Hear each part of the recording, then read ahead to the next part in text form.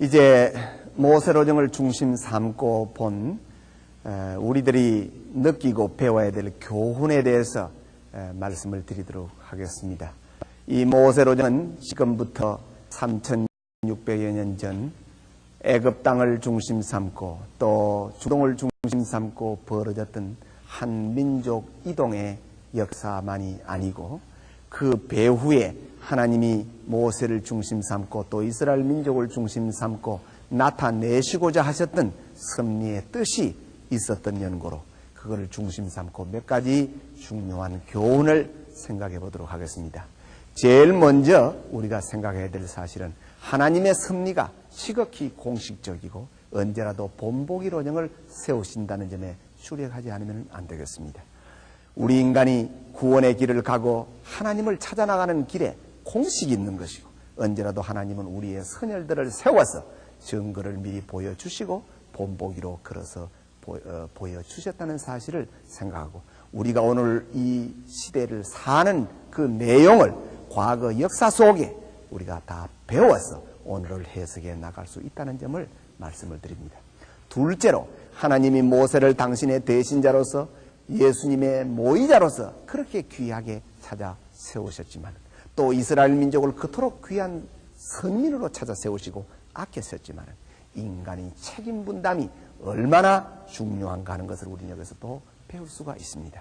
책임 분담을 완수하지 못하게 될 때에 민족의 중심 인물도 뜻앞에 서지 못하는 것이고 또 민족 자체도 선민으로서 설 수 없이 광야의 유리곡에 가고 독수리 밥이 되는 거나 마찬가지로 모든 사람들은 하나님 앞에 책임 분담을 완결해야 된다는 사실, 지극히 귀하고 중요한 사실이라고 배워야 되겠습니다.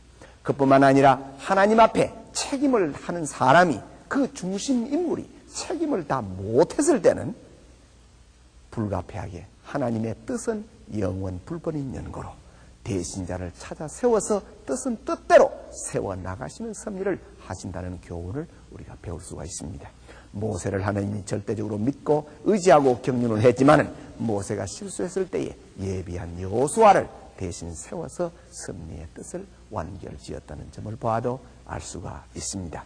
한 걸음 더 나아가서 이 모세를 중심 삼은 그 이스라엘 민족의 출애굽 노정 자체가 우리 신앙과 직결된 관계가 있다고 봅니다. 애굽은 아까도 잠깐 말씀을 드렸습니다마는 사탄이 왕노를 하고 사탄 주관권 세계, 이거는 바로 타락한 세계, 지옥의 세계를 상징하는 것입니다. 젖과 꿀이 흐르는 가나안이라고 표현해서 하나님은 유대민족을 이끌고 갔습니다마는 사실 가나안 땅에 어디 젖이 흐르고 꿀이 흐릅니까? 젖과 꿀이 흐른다는 사실 자체는 바로 상징적인 것입니다. 젖이라는 것은 행복을 상징하는 것이고 꿀이라는 것은 사랑을 상징하는 것입니다. 젖과 꿀이 흐르는 가나안이라는 것은 행복과 사랑이 넘치는 천국을 말씀하는 것입니다.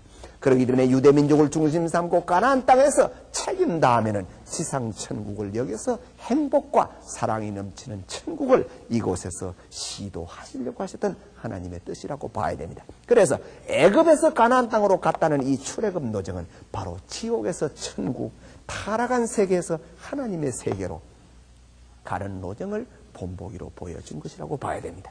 사람이 책임 분담을 어떻게 하느냐에 따라서 타락한 세계로부터 하늘나라, 지옥의 타락한 세계로부터 천국의 하늘나라를 어떻게 가느냐는 모양이 몇 가지로 나타나게 됩니다.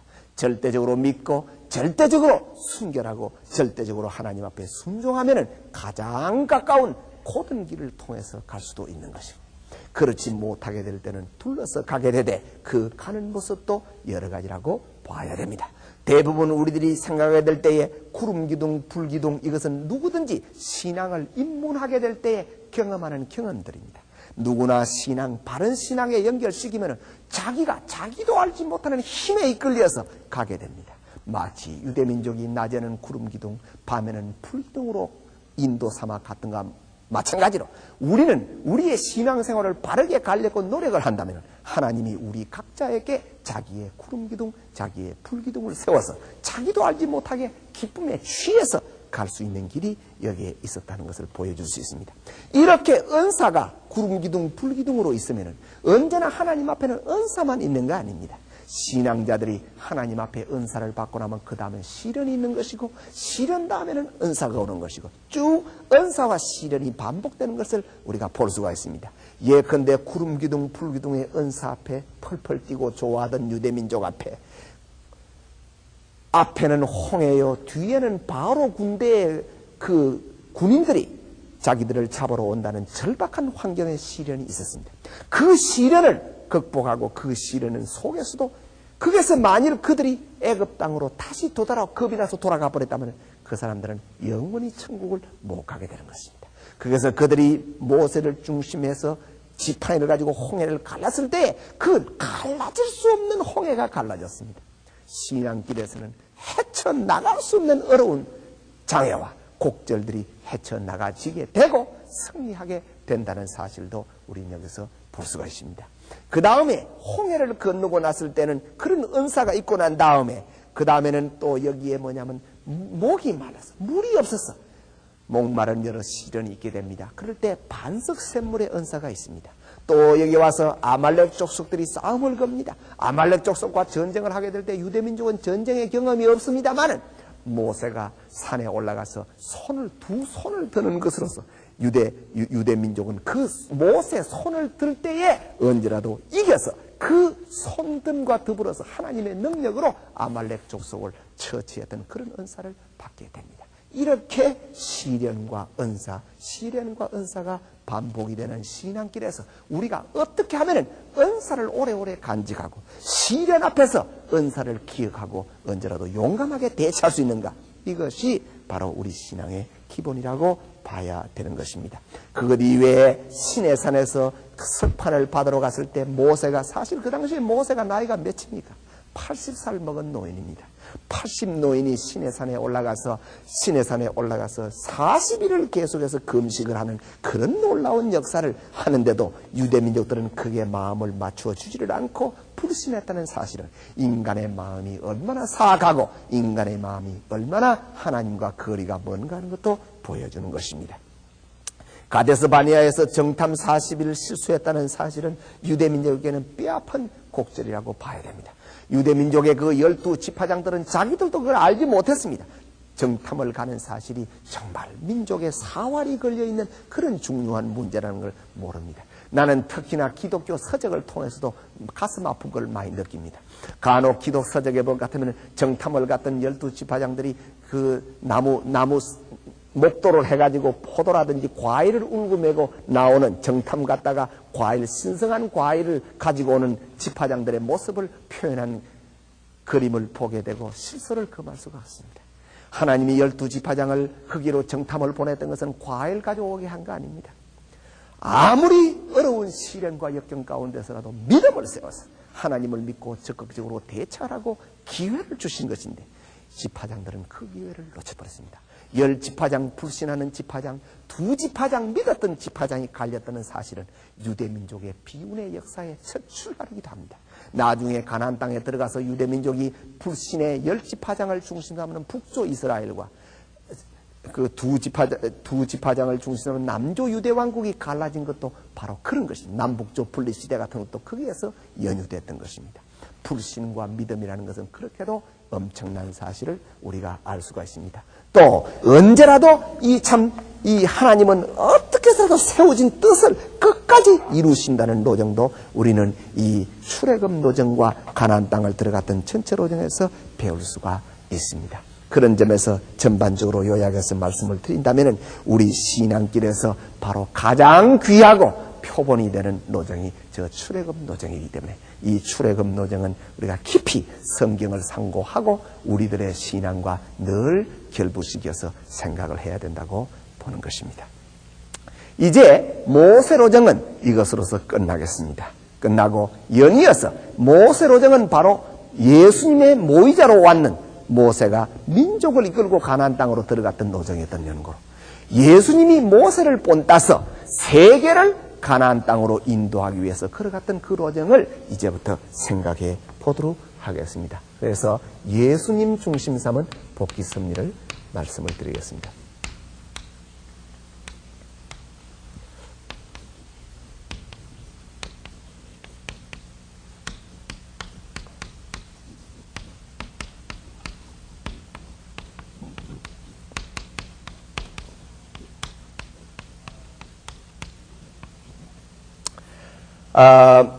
예수님을 중심한 복귀 섭리도 마찬가지입니다. 하나님의 전체적인 복귀 섭리는 언제나 바로 공식적인 노정을 그대로 본따 그럴 수밖에 없습니다. 아까 말씀드린 바대로 메시아를 위한 기대를 세워야 된다 하는 그 대전제 변함 없습니다. 메시아를 위한 기대를 세우기 위해서 첫째 믿음의 기대를 세워야 되는 것, 그거 또 변함없는 철칙이요. 둘째로 실체 기대를 세워야 된다는 것, 그거 틀림없는 원칙입니다. 하나님의 전체적인 복귀 섭리로 불가피합니다.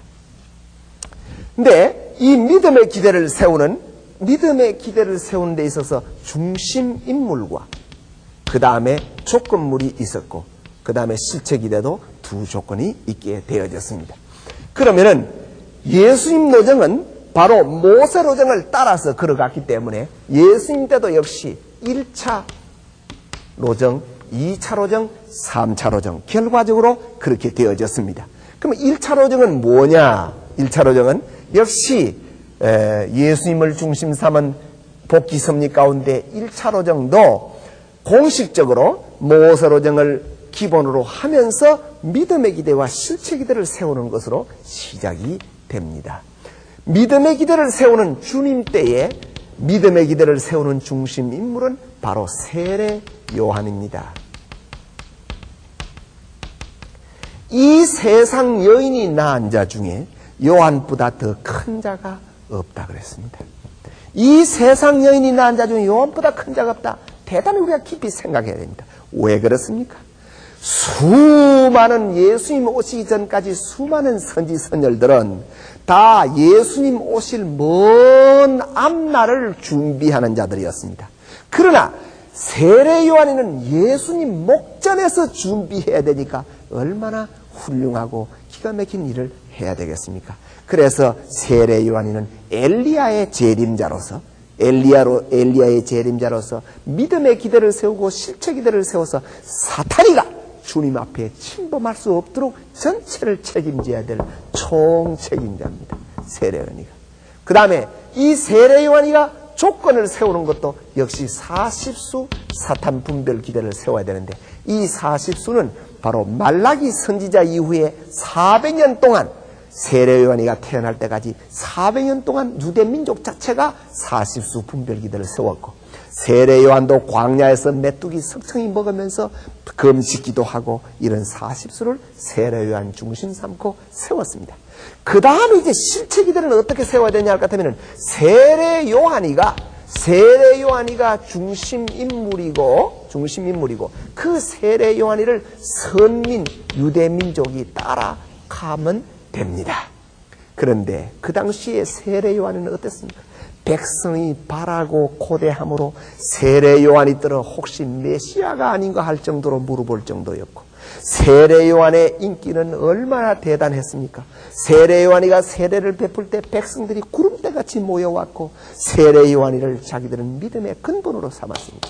그렇기 때문에 선민들이 세례 요한이하고 하나 되고 세례 요한이를 따라가는 것은 말할 것도 없었습니다. 자, 그러면은 요한이를 중심 삼고 40수 사탄 분별 기대도 세웠고 요한이를 중심 삼고 선민이 일체가 되었습니다. 그러면 믿음의 기대도 세웠고 실체 기대를 세웠으니까 그것은 무슨 말이냐면은 메시아 구세주를 맞이할 수 있는 틀을 닦았다 이 말입니다. 틀을 닦았다. 그러면 메시아를 위한 기대는 누구 때문에 닦습니까? 문자 그대로 메시아를 위한 기대니까 메시아 예수님을 위해서 닦아야 돼요. 예수님을 위해서. 그래야 되는 것입니다. 그런데 이게 가상하지 않는 문제가 생긴 것은 세례 요한이를 중심 삼고 믿음의 기대, 실체의 기대가 다 세워져서 메시아의 기대는 세워졌는데 그 기대 위에 모셔야 될 예수님을 세례 요한이가 모시지를 못한 것입니다. 이게 기가 막힌 현실입니다. 아무리 믿음의 기대를 세우고 실체 기대를 세웠다 할지라도 정작 주인공이 메시아를 모시지 않으면 그 기대가 무슨 소용이 있습니까? 그래서 1차 기대는 사라지고 말한 것입니다. 그러므로 말미암아 그렇게 하늘이 능권을 주고 기가 막힌 막힌 역사를 주고 그렇게 추앙받던 세례요한이가 일시에 감옥에 잡혀 들어가고 목이 달아납니다. 하나님의 경륜입니다.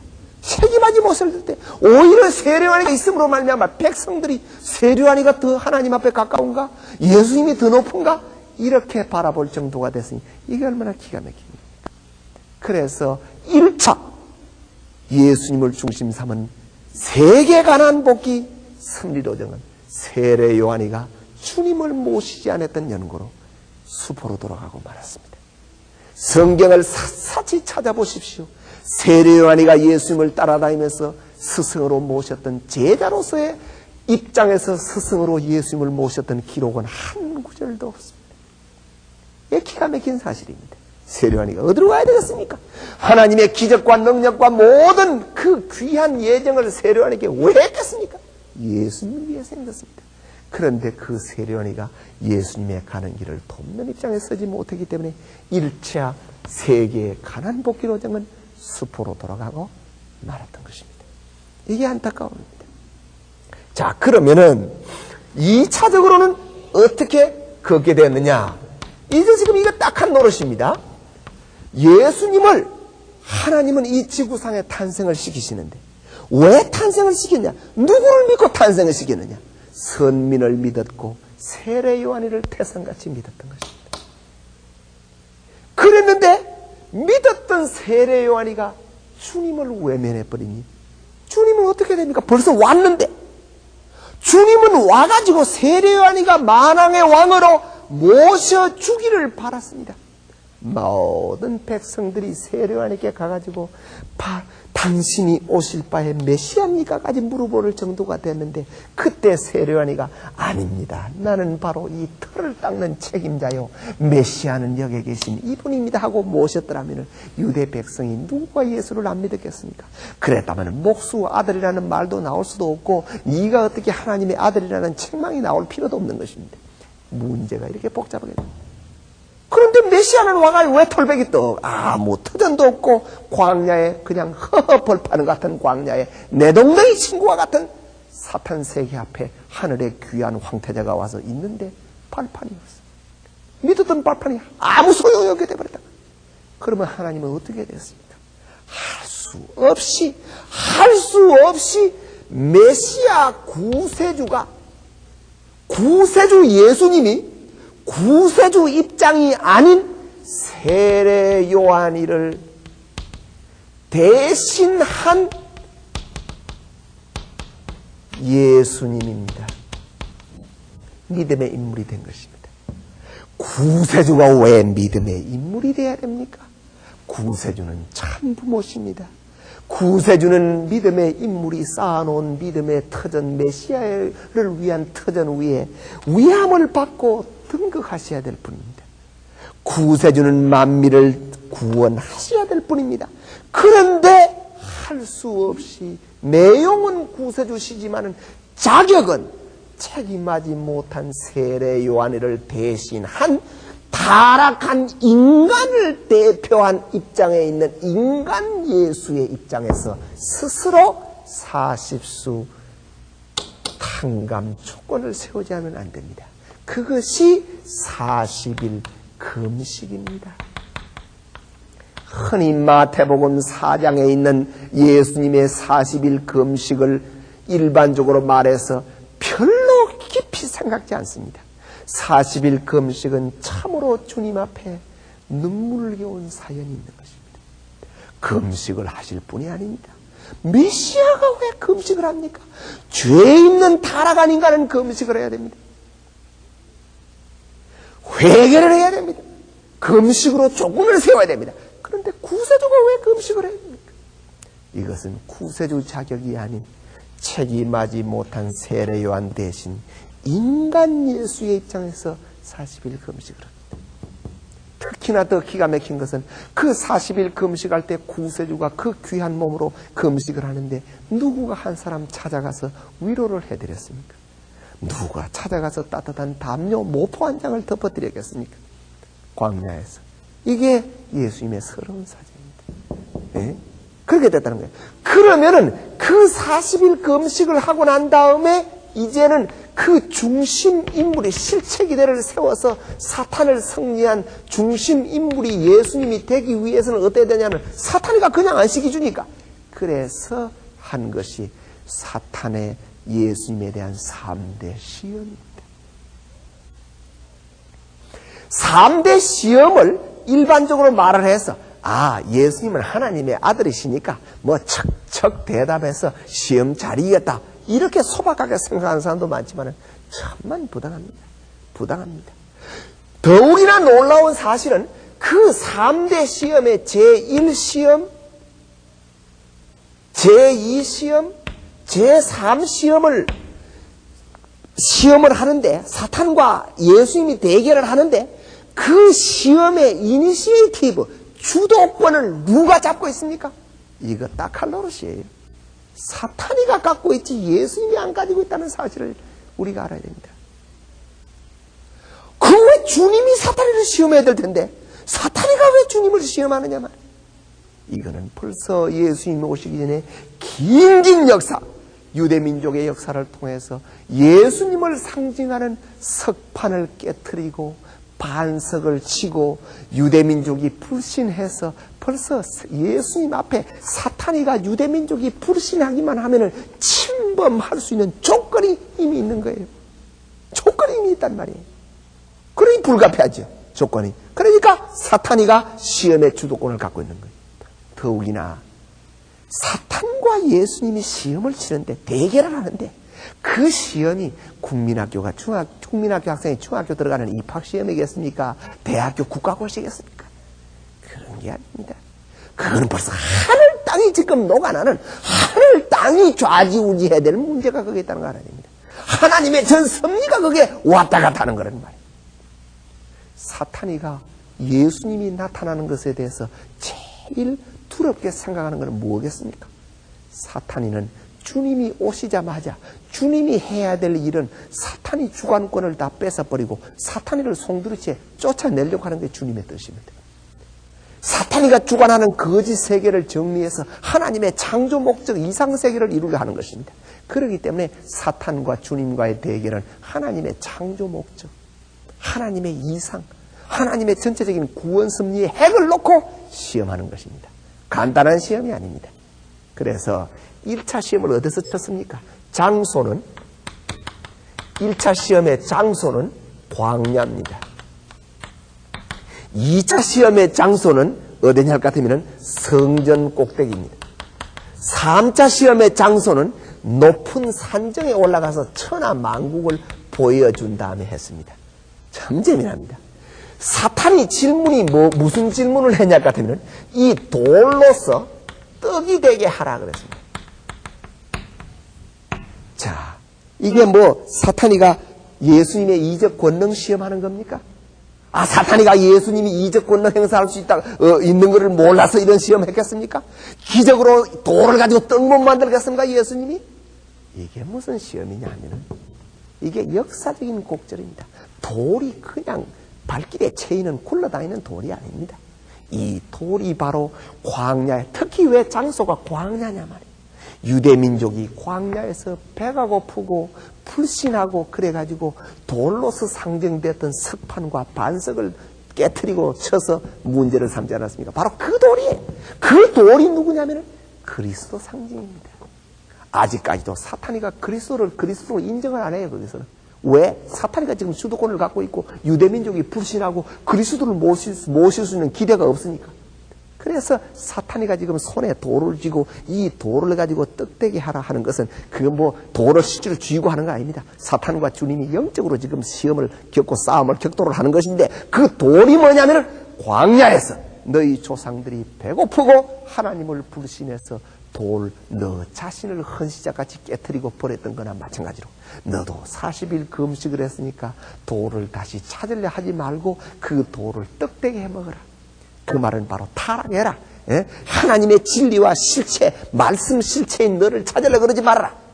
이 말입니다. 그러니까 예수님의 대답이 뭡니까? 사람은 떡으로만 살 것이 아니라 하나님의 입으로 나오는 말씀으로 사나니라. 너는 떡으로 시험하지. 우리의 못난 조상들은 떡으로 시험을 당해서 실패를 해서, 그러나 사람이라면, 참 사람인 나는 떡으로만 살 것이 아니라 하나님의 입으로 나오는 말씀으로 사나니라. 그 말씀 실체인, 말씀을 기록했던 석판, 말씀 실체인 예수, 바로 그때부터 연관된 것입니다. 말씀 실체, 나를 찾으러 왔다. 시험하지 말아라. 나를 찾으러 왔다. 떡으로만 살 것이 아니라 하나님의 입으로 나오는 말씀을 찾아야 된다. 말씀이다. 말씀의 본체가 나다. 나를 인정해라. 이런 원리적인 시험인 것입니다. 이 시험에 승리함으로 말미암아 비로소 제1축복을, 하나님의 제1축복을 탕감복귀해서 개성 완성체로서 예수님 자신을 찾아 세우는 것입니다. 제1축복이 뭡니까? 생육하라, 참사람 되라 아닙니까? 말씀 실체되라는 거 아닙니까? 그렇게 된 겁니다. 1차 시험에 승리를 하니까 사탄도 원리적이니까, 예수님이 원리적으로 족치니까 안 되죠. 피할 수밖에 없어요. 1차 시험에 승리해서. 그러고 나니까 2차 시험의 장소가 되냐면 성전 꼭대기예요. 성전. 주님은 성전의 주인 아니십니까? 그러니까 성전의 머리시니까, 교회의 머리시니까 성전 꼭대기에 세운 것입니다. 그렇고 난 다음에 뛰어내려라. 사탄의 시험이 뛰어내려라. 그러면 하나님이 천사들을 동원해서 너 발이나 몸에 돌이 안 닿도록 보호해 줄 것이라. 이거 역시 외적으로는 기적 시험 같지만 그게 아닙니다. 뛰어내려라. 바로 성전에, 예수님이 오신 목적은 성전의 주인공으로 오셔서 모든 인류를 분성전으로 찾아 세워야 됩니다. 분성전으로.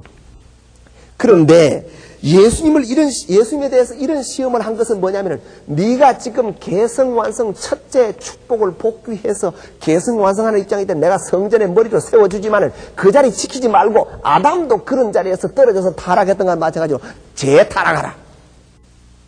그 말입니다. 그러니까 예수님의 대답은 주 너희 하나님을 시험하지 말아라. 주 너희 하나님을 시험하지 마라. 하나님의 아들인 나를 시험하지 마라. 나는 성전 주인공으로서 인류를 분성전으로 복귀하러 왔다. 이게 바로 참 부모 이상이 참 가정을 이루어서 인류를 전부 다 자녀로서 복귀할 제2축복, 하나님의 제2축복을 복귀하고, 제2축복을 복귀하고 이상 가정과 이상 세계를 이룰 것을 주님이 찾으신 것입니다. 조건으로. 그러면 사탄은 제1축복을 빼앗겨버렸고, 제2축복 여태까지 찾아가게 되면 빼앗겨버렸으니까 이제 어떻게 됩니까? 시험 3차제로 남은 제3축복을 놓고 해야 되죠. 그래서 3차 시험 보십시오. 산정의 천하만국이 보이는 산꼭대기에 데리고 가서 예수님을 세워놓고, 네가 나에게 꿇어엎드려 경배만 해라. 이 천하만국을 다 주겠다. 이게 문자 그대로 해석할 수 있겠습니까? 어디에 올라가서 천하만국이 보이는 산정이 있습니까? 이 지구상에. 지구가 둥근데. 이는 상징과 비유입니다. 천하만국을 걸고 지금 사탄이가 영적으로 하는 거예요. 왜? 만물 주관 조건이 여기에 걸려있기 때문에 그렇습니다. 천하만국, 만물입니다. 만물 만국이야. 꿇어엎드려 경배하라. 만물을 주마. 주님이 만물을 가지면 뭐합니까? 사탄 앞에 굴복하면 그만이지. 만물 만상을 걸고 시험하라는 것입니다. 그래서 주님이 말씀하시기를 주 너희 하나님에게만 경배하라. 네가 나에게 경배해야 되지. 너는 이름 내가 알다시피 너는 본래 천사장 종 아니냐. 네가 나에게 굴복해야지. 내가 너에게 굴복할 수 있냐. 그때까지 주님은 주님으로 공인받지 못하기 때문에 사탄이라 심판할 수는 없지만 원리적으로 그렇게 대결한 거예요. 하나님을 걸고 이기는 것입니다. 그래서 이 시험으로 제3축복을 복귀하고 만물 주관주 자격을 획득한 것입니다. 이게 3대 시험입니다. 예. 이 내용을 기독교 2000년 신학 역사로서 꿈에도 생각을 못했던 것입니다. 꿈에도 생각을 못한 거예요. 예. 이거는 복귀 원리 전체를 풀지 않고서는 풀려질 수가 없는 것입니다. 이런 조건에 승리함으로 말미암아 예수님께서 어떻게 되냐 하면 이제 유대 선민 앞에 믿음의 중심 인물, 사탄이 참소받지 않은 당당한 믿음의 중심 인물이 되셔가지고 선민을 놓고 대하시는 것입니다. 그래서 이 사탄이 앞에 3대 시험을 받기 전에 예수님은 전도 안 내보내서 전도한 적이 없습니다. 전도할 수가 없어요. 예. 이래가지고 선민과 하나 되기 위해서 선민이 예수님과 일체가 돼야 되거든요. 그러니까 선민에게 주님이 직접 나타나서 이제 가르치시는 것입니다. 이적을 보여주시고 진리 말씀을 가르치시고 나를 믿으라 나를 믿으라 한 거예요. 나를 믿으라 나를 믿으라. 그게 뭐냐면 실체 기대를 조성하자는 것입니다. 그런데 어땠습니까? 아신 대로 유대민족은 주님을 한동안에는 주님의 전성기라고 볼 수 있는 게 성서적으로 본다면 한 몇천 명 따라다닐 때죠. 그러나 그 말이 쉬워서 몇천 명이지 그 몇천 명쯤마다 떡이나 얻어먹으러 오고 병이나 나서러 왔지 주님의 깊은 뜻과 구원의 경륜을 알고 주님과 더불어 대화할 사람이 몇 사람이나 됐느냐. 예? 12제자 찾아 세워놓고 70문도 전도 내보내고 참 성경 보면 우리가 마음 아픈 거 참 많죠. 70문도 내보내면서 여러 가지 주의를 두었지만 갔다 와서 그리스도 이름을 가지고 전도를 하니까 그저 귀신도 쫓겨나고 기적도 행사하고 기분 좋습니다. 기적과 귀신이 쫓겨난 걸 두루 기뻐하지 말고 너희들 이름이 영원한 하늘나라에 생명록에 기록된 것을 기뻐하라. 그는 그 본질적인 부분을 70문도까지도 몰랐단 말이에요. 그러니까 예수님이 그렇게 노력하시다 나중에 누가 예수님을 따르느냐? 진정으로 절대적인 믿음으로 누가 따르느냐? 12제자 중에 주님을 파는 자가 생기고 세 제자마저도 최후를 주님과 함께 못하는 입장이 때문에 믿음이라는 입장을 놓고 보면 예수님은 외톨이가 된 것입니다. 기대가 없어요. 기대가 없어요. 예. 그래서 제2차 세계 가나안 복귀로정은 실패하고 마는 것입니다. 따르는 자가 없고 선민이 주님을 거역해버렸는데 별자가 있습니까? 길이 없지요. 그래서 할 수 없이 주님이 제3차 세계 가나안 복귀로정을 가셔야 됩니다. 어떻게 가셔야 되겠는가? 인간들이 전부 다 주님을 다 거역해버렸는데 그래서 할 수 없이 주님은 십자가 고난의 길을 택하신 것입니다. 십자가 고난의 길을 택하신 거예요. 그게 뭐냐 같으면은 바로 믿음의 중심 인물이 부활하신 주님, 십자가에 돌아가심으로 말미암아 부활하신 주님입니다.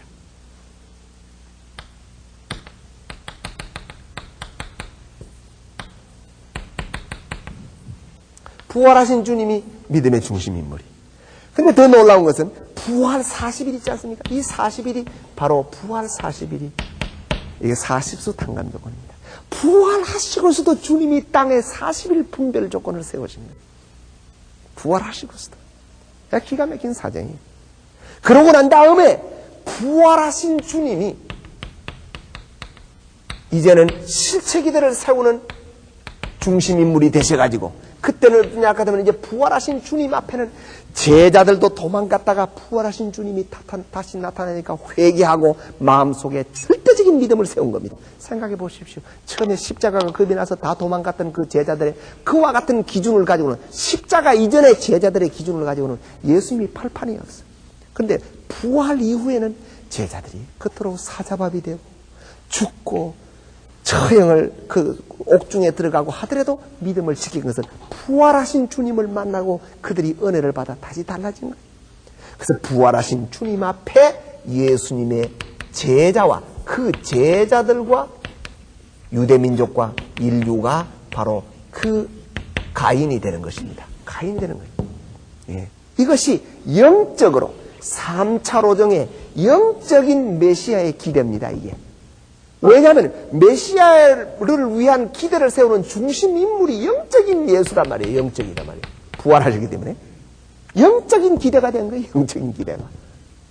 그래서 역사 이래 처음으로 인간을 대신해서 예수님이 부활하신 예수님이 서럽게 시상에서 믿음의 영적인 중심 인물이 되셔가지고 이 기대를 쌓았습니다.